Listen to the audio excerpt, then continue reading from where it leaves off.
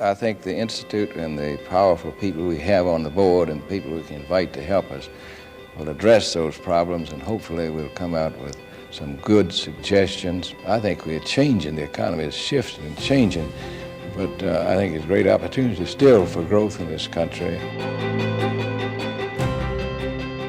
In 1985, business leader and philanthropist Frank Hawkins Kenan had a bold vision: to create an institute that would harness the power of private enterprise to drive economic prosperity. The Kenan Institute of Private Enterprise was born, rooted in the belief that collaboration between business, government, and academia can lead to real-world solutions. My father, the light went off in his head about it. I think that he felt the Kenan Charitable Trust had moved to North Carolina, and from the very beginning, I think they wanted to combine industry with the academic part. That was very important. Frank knew what he wanted and could be very persuasive in terms of getting things accomplished.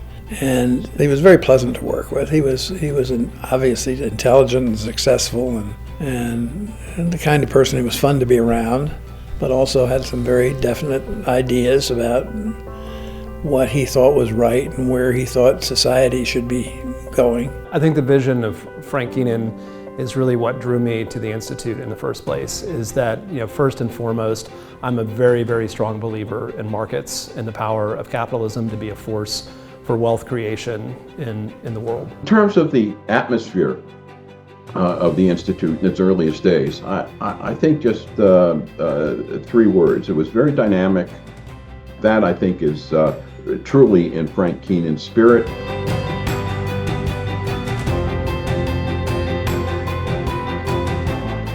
He wanted the Kenan Institute originally, and he told me, he said, I just don't want it to be a business school institute. I really want it to be to reflect linkages across the Carolina campus. For 4 decades, the Kenan Institute has been at the forefront of business research and policy engagement, tackling the biggest challenges in the global economy while also driving economic prosperity in North Carolina and beyond. The Kenan Institute continues to inform decision-making at the highest levels. It was interesting to think about the work and then the goals for being a new director for the Kenan Institute. It was try to engage as many people in the business school as you can in the work of the Institute. And the Luther Hodges Scholars Program, if I had to make a bet on the thing that will, in the very long run, be the most impactful that I've been involved with, I think it could be that program, because it is such a unique program. Like, we really can't find anything else anywhere on the planet that has the same mission and organization and engagement with students. I certainly was aware of the reputation of the Kenan Institute, but it's been amazing talking with people across the state, just how well known and how well respected the Institute in many different areas. I'm very, very pleased to see the Institute evolve in the way it has. All of the center directors, and we had 7 centers of excellence there, were dedicated to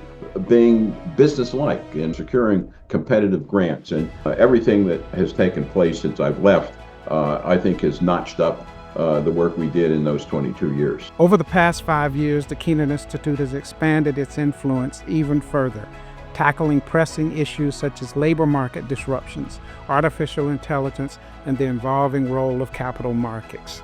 I was sort of fortunate in the sense that kind of came into the Institute at a time that the budget was expanding, and so we were able to take on some new projects. And I think we were also successful in getting external support for things like the American Growth Project. And I think NC Growth work from its inception was exceptional, because I think they're just really the types of things that enrich the economy and people's lives, and to be able to see that opportunity and to be able to help facilitate growth.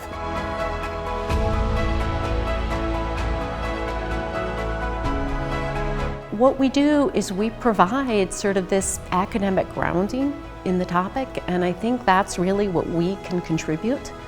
So what we're doing is we're taking the academic thought, but we're translating it in a way that's accessible. And so each year for the Grand Challenge, we pick one topic that we think of as being top of mind for business leaders, but also a topic that we feel like we can really move the needle forward. in terms of our thought leadership. And I think in today's environment, it's more important than ever to really be communicating that story and telling the benefits that the business school has on the community. As we look ahead, the Kenan Institute remains committed to its mission, translating cutting-edge research into real-world solutions that benefit businesses, communities, and economies.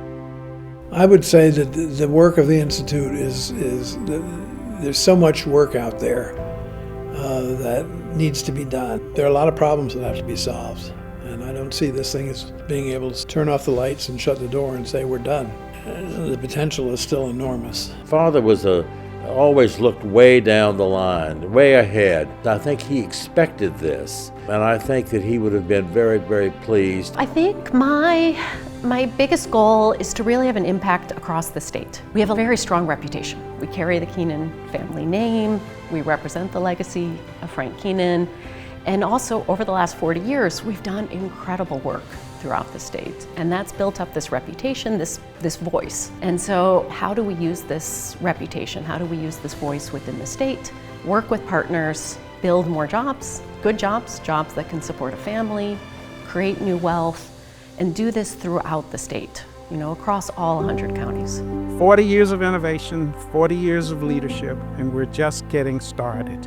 Join us as we celebrate the legacy and the future of the Kenan Institute of Private Enterprise.